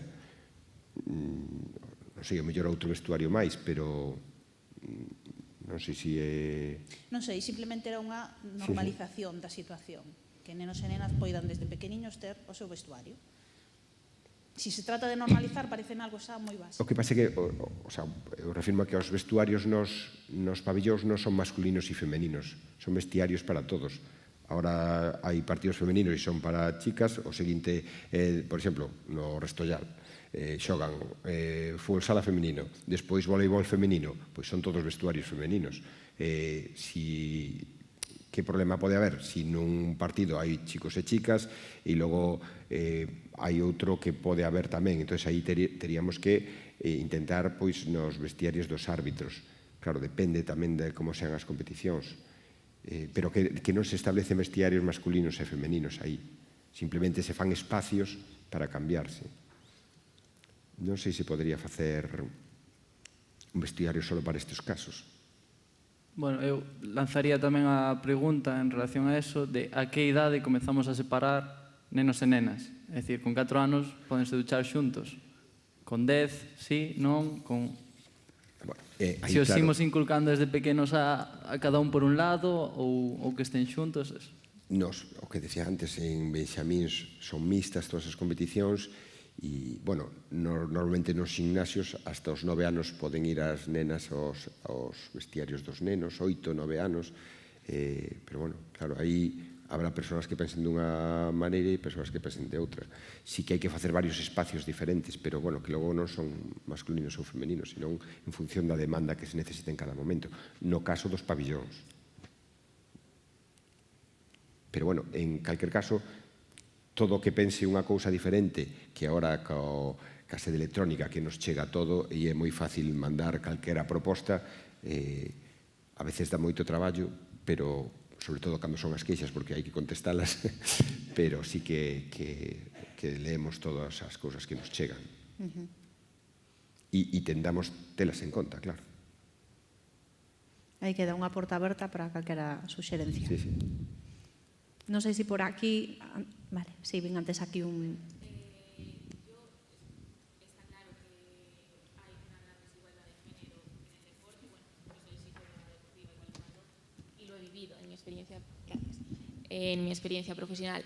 Pero también me gustaría que si cada uno dentro de vuestro rol podríais dar un poco la violencia racista que tristemente también sigue existiendo, y me parece que desgraciadamente se ha normalizado más que la de género. O sea, que obviamente las dos son igual de importantes y hay que luchar contra ellas y no dejar pasar ningún, no sé cómo decirlo, ningún estereotipo, por muy integrado que esté en la sociedad actualmente, pero sí conocer vuestra perspectiva profesional dentro de este tipo de violencia. Bueno, con respecto a la violencia, tanto sea de género como xenofobia, de hecho es como se llama la comisión estatal, ¿no? que contempla todos esos casos de violencia y se contemplan en la misma medida y las sanciones y las denuncias están todas al mismo nivel.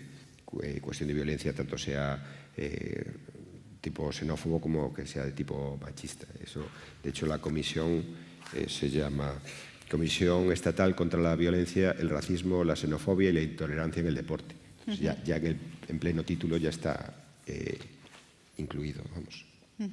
De feito, teño aquí un dato que recollín porque consultei o último informe da comisión da temporada pasada e con respecto ao tema das sancións por violencia de carácter xenófobo ou racista, di que descenderon casi un 50% en relación á temporada anterior. O sea, que hai un progreso en positivo nese sentido. Ese é un dato que está recollido na Comisión Estatal, que é do Consello Superior de Deportes. A ver, yo desde mi perspectiva creo que es lo fácil, ¿vale? Creo que si estás en un campo de fútbol y tienes un jugador que es negro y ese día no tiene ganas de correr, por lo que sea, el espectador le va a decir negro de mierda o lo que sea. Es racista, por supuesto. Hay otros aspectos, pues como las dificultades que tienen las mujeres para acceder al fútbol, que dificulten que los jugadores de otras etnias o bueno, como sea entren a jugar. Yo creo que no. Los entrenadores estamos encantados con que vengan todos los jugadores y si son mejores, pues mejor aún. Yo después lo que digan desde fuera, yo creo que van a ir a lo fácil, siempre. Si tienen algo contra ese jugador, van a buscar lo que puedan decir de ese jugador para machacarlo. Si es una árbitra mujer y negra, ya apaga y vámonos. Pero, no sé, yo creo que van a lo fácil, que no tienen tantas barreras, por ejemplo, como tendrían las mujeres para acceder al fútbol. Bueno, eu estaría máis ou menos de acordo co que se está falando. Cando falamos de violencia en xeral, non? E bueno, aquí falamos máis ou tocamos máis o tema das mulleres, pero creo que é evidente que o racismo, que é outro caso de violencia, si está recollido na comisión e normalmente cando se fala de violencia están recollidas tamén todos os casos de racismo.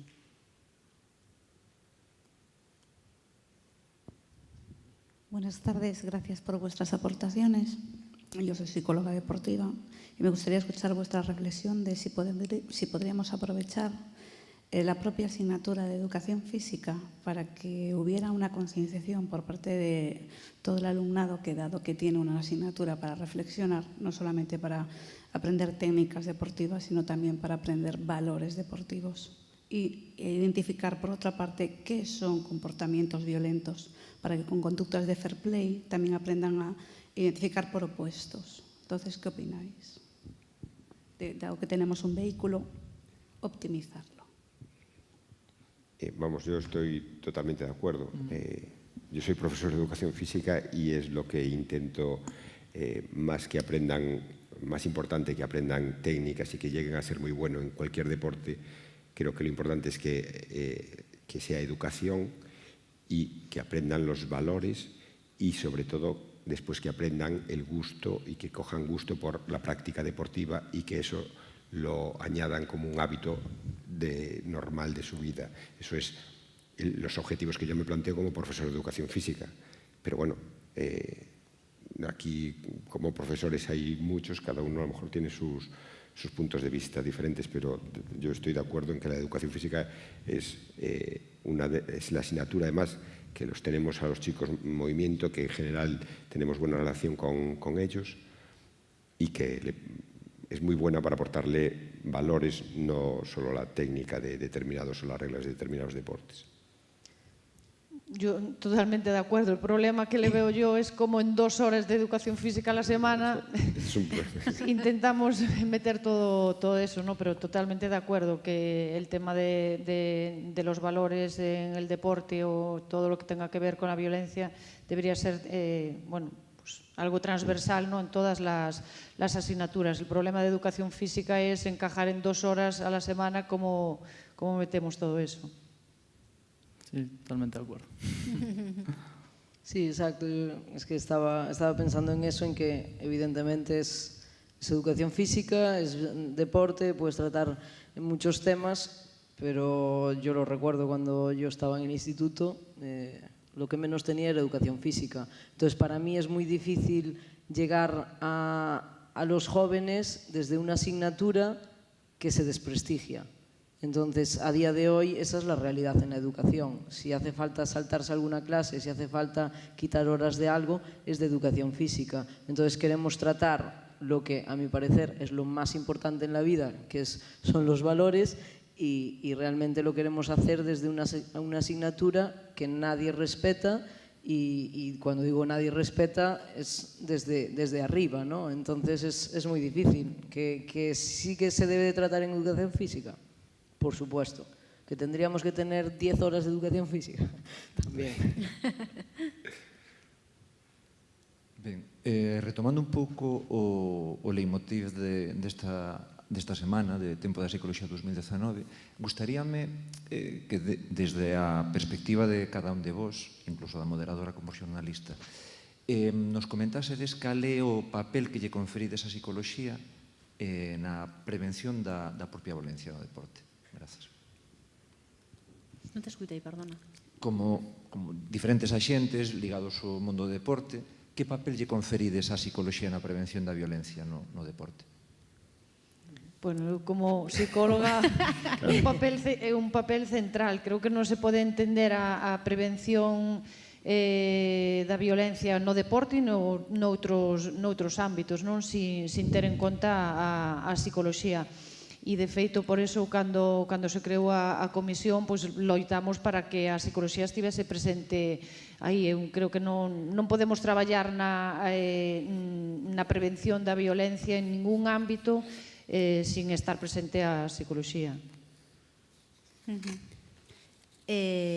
Faloche dende a perspectiva dunha persoa que practica deporte e que o fai acompañado moitas veces de xente que foi deportista profesional e que me traslada que é necesario que te acompañe a veces un profesional que te axude a xestionar a frustración, o tema da competencia, da que falábamos antes, das metas, dos obxectivos. Sobre todo, supoño que tamén se axuda a identificar determinadas cousas que sen unha visión externa o mellor non serías capaz de identificar, non? Ese factor de presión engadido ou a propia frustración personal que che xenera a competición. No meu caso en concreto, creo que seguramente o fútbol sexa o deporte no que a psicoloxía tardou máis tempo en entrar, non? A día de hoxe non sorprende que dentro dun staff teñas xente que realmente te axude nese sentido, pero sí que hai anos era imposible pensar no tema de poder ter un psicólogo mellor, un coaching deportivo, eso era algo que non estaba presente, pero a día de hoxe creo que temos máis información. Antes quizáis a psicoloxía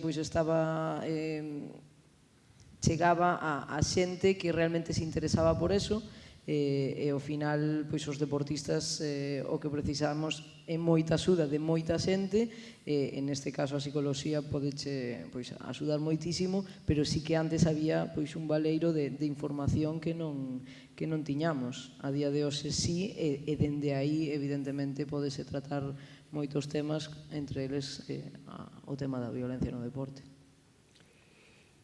Vamos a ver, entendo que hai dous aspectos. Un no da violencia, que como multidisciplinar o ámbito, temos que aportar todos, cada un na súa medida ten que aportar todo, e ningún somos, por si solos que vamos a conseguir nada. Entonces ten que ser visto desde moitos puntos de vista, ver todo o que sucede, intentar analizado desde todos os ámbitos para poder chegar a unhas conclusións válidas. Eso desde o punto de vista da prevención. Despois, se buscamos o rendemento, está claro que cada vez máis se necesita persoas que axuden aos deportistas nos deportes de equipo e tamén, sobre todo, nos deportes individuais, que afecta moito ao resultado final. Para min, o psicólogo é o que dá esa perspectiva desde fora, como decían. Cando estás nun clube, sexas adestrador, xogador, estás como nunha burbulla. Entón, necesitas alguén que che diga o que hai desde fora. Nós, por exemplo, traballamos a psicoloxía con adestradores, con xogadores e cos pais. Para min, un psicólogo nun club deportivo ten que ser o nexo de unión. É dicir, ten que traballar cos rapaces en canto a violencia. Conductas prosociais, ten que traballar cos adestradores, porque, claro, de nada che sirve que o neno se comporte moi ben no campo se o adestrador está berrando como un tolo e está pedindo tes que ser intenso e tes que darlle unha patada se fai falta, non che sirve nada. Entón, darlle outras condutas prosociales aos adestradores e despois falar cos pais, por suposto, porque ao final a violencia nas bancadas no fútbol base son os pais. Falar con eles, decir como se poderían comportar, incluso premialos, facer actividades con eles que poidan dar lugar a que non se dé a violencia nos campos de fútbol.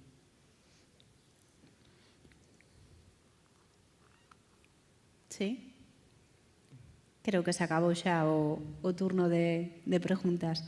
Pois nada, simplemente agradecervos a todos, a vos pola vosa presenza e a Juante, disculpade que non levo reloxo, e a vos pola vosa compañía, polas vosas respostas. E nada, espero que fora unha charla constructiva e que vaya deixando pinceladas positivas. O dito, un placer e moitas gracias a todos.